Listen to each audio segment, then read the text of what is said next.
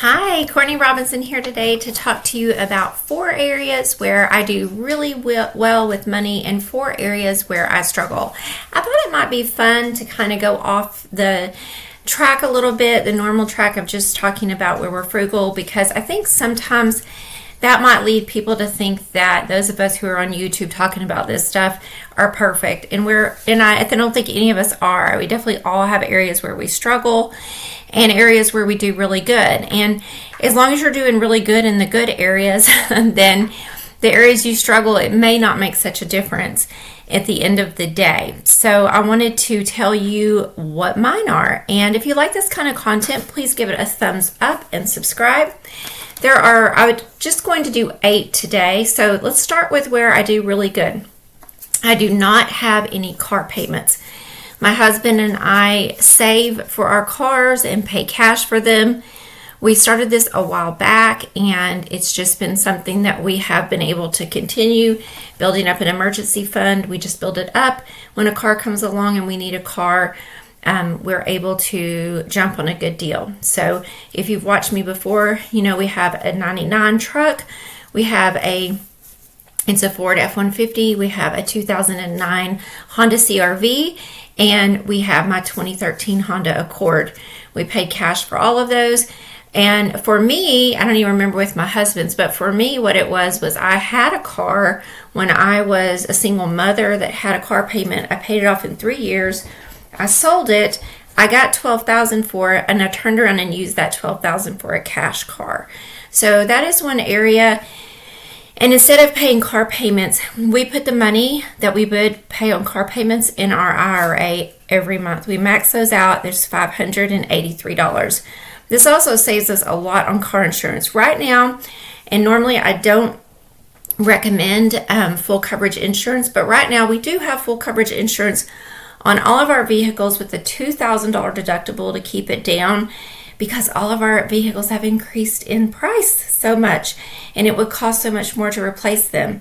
So that is the only reason. When car prices adjust or our cars lose value a little bit, I'll probably go back and, rethink having only liability. But like, for instance, the cheapest car we have now on our old 99 truck, I just have liability. It's only worth like $4,000. But on my son's car, I paid like $4,200 for it, and it's worth almost $6,000 right now. My car, I paid $12,000 for, and it was selling for $18,000. Our CRV, we paid $7,500, and it's on the market for $10,500. So we thought it was in our best interest to pay full coverage at this time. But we also have our house and car all bundled, so it's pretty reasonable. The next thing is, we don't have any house payments. If you have followed me for the past 4.5 years, we have been living on half of our income. We got married 4 years ago, combined incomes, lived on half of our income, and we put everything else on the house after we built up our 1-year emergency fund, and after we built up paid our IRAs. And so we had no other debt. We both got out of debt before we got married 4 years ago. And that has really made a big difference. We also built less than we could afford, and always try to borrow less than what the bank would loan us based on our income. The other thing is hair. I have let my hair go natural in the past 2 years since the pandemic. I don't love it, but I can color it myself if I want to, but I've chosen not to. Right now it's just like a dishwater dark blonde, light brown, and gray. And I'm also growing out my layers here too, and that's one reason you don't normally see me with my hair down, because I'm trying to grow out these layers. But I'm trying to grow out these layers so that they'll get longer, and that way I will only need haircuts every 7 to 8 weeks. And prior to this, I was spending about $170 to $100 a month on my hair. Now it is $40 every 8 weeks, so that's been a huge savings. The next one, guys, I'm sorry, unless you do like to get your nails done, and some guys do, but I was getting my nails done every month. Prior to the pandemic, I was also teaching yoga school, training, doing yoga workshops. Sorry, one of my dogs is pacing. And she just came in, so I think she's just looking around. So prior to this, I was barefoot a lot for work, and I really felt like it was justifiable. But during the pandemic, I did not want to go get my nails done. I didn't want to be around that many people. I have been a few times, but it has gotten so expensive. It's $90 now to get my toenails and fingernails done, and that is without any acrylic. I just get a plain manicure and get my toes painted, and so I just can't justify that. So I watched some YouTube videos on how to do my own toenails, because my excuse used to be I'm terrible at it, I don't see very well. But I put on my reading glasses, I figured out how to do it by watching YouTube videos, and now my feet look almost as good as they did when I was going to the nail salon.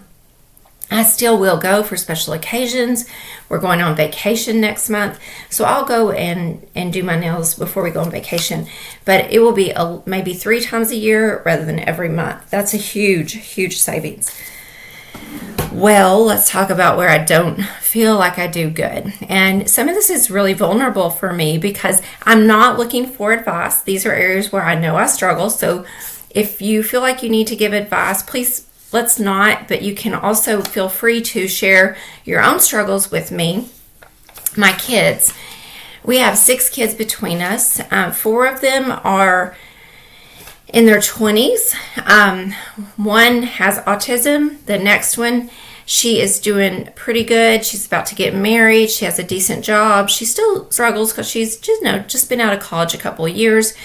And her husband-to-be had gotten kind of laid off during the pandemic some, and she was furloughed. So they're making up on that. My next child, my daughter, my bonus kid, she's working her butt off, but her husband also lost his job during the pandemic. Next child is my son that's in graduate school, and he is living on college loans. And then my next child is kind of my free spirit, but he is a delivery driver, and it's been hard on him. He had 2 cars blow up in a row. When the weather's bad or he has gotten sick a couple of times, it's really affected his income. And then our oldest daughter has been going through some personal problems, and she has 3 kids. So that is the area where I really struggle when my kids need help. And what I try to do is ask myself, can we let them have this consequence if it is in fact a consequence of a choice that was made, like not preparing for, but I also remember not preparing for, emergencies. But I also remember what it's like to be in your 20s and what it's like to be a single mom. And we try to only help as much as we feel like we need to keep them off the streets. They're all hardworking and pretty responsible, except our youngest son who's disabled. But I try really hard. Like right now, my youngest son is out of his money. He has $22 to last a week. He has not asked me for any money. So I'm letting him maybe he has food. I know he would ask me if he was starving. I know he filled his gas tank up.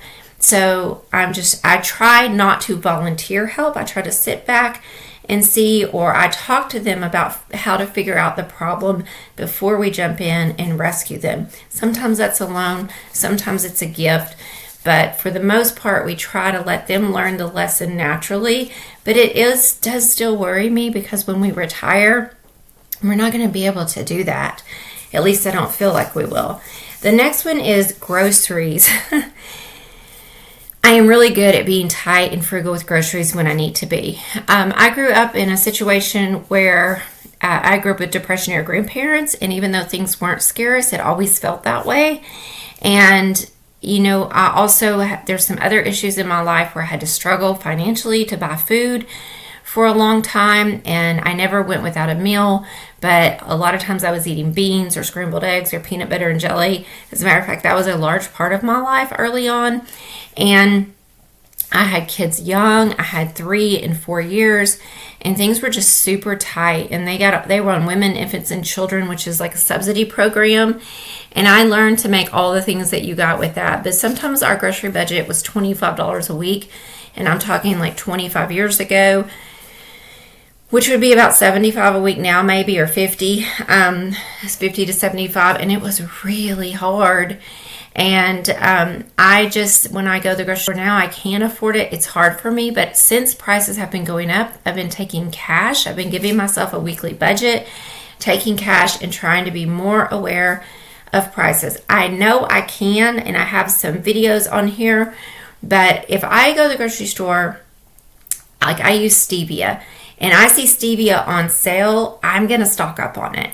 If I know that I have some pasta, but I find a good price, I like to stock up on it. And so that's what kind of keeps, but I'm also really good at going like 10 days without going to the grocery store and then going. And the other thing is I get all my cleaning supplies, ibuprofen, toothpaste, toothbrushes, dog food, cat food, and that makes up a huge amount of our grocery budget.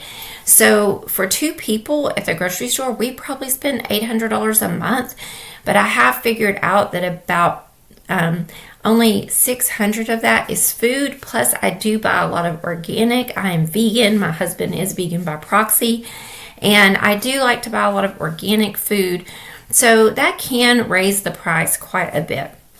And it is an area where I am trying to be more conscious and do better. And I have tried all the box stuff and everything. And some weeks I do really get on and try to do better. Like I can feed us for $50 a week if I try. The next one is cleaning. I do have someone who helps me clean. We also own an Airbnb. I have long COVID, but the main thing is this person really depends on me. And if it's just, this person's almost like family. And so it really helps me and it helps her, but I only do this occasionally. So it is a big expense, but it is not something that I will continue to do when we retire in 4 years, which is the goal. I will clean myself, and that will be a huge saving. And then the next one is clothes and shoes. This one, I'm not really a huge shopper, but every season change, I will kind of update my closet. So the other day, I went and spent $160 on, I got 4 pairs of jeans, 4 shirts, and I think that was it. Yeah, 4 pairs of jeans and 4 shirts for $160. Obviously, I shopped on sale. I did really well. I had a coupon, but I will go to the resale shop and sell my clothes and then buy and use the credit to buy new ones. So I do really well with that, and I'm not an excessive shopper, but it is an area where I could do better if I needed to.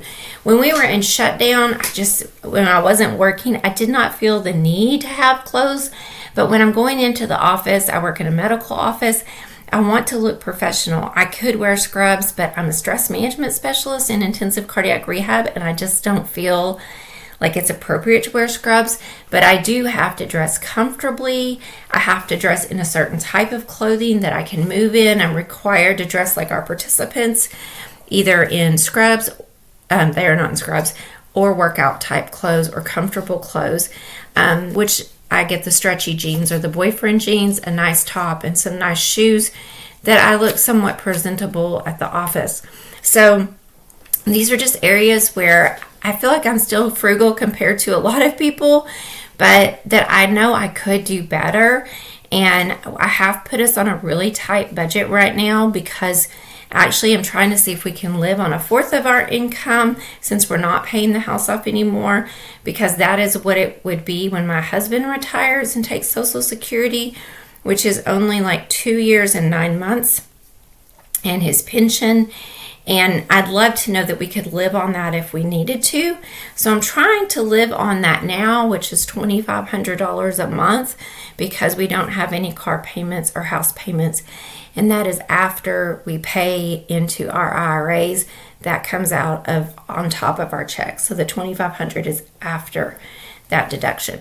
So I hope that this has been helpful. Tell me some areas where you struggle with your finances and other areas where you feel like you've really got it down. Because I know that, none of us is perfect. And I think it's always better to just be real. All right. Thank you so much. Courtney Robinson signing off. Bye.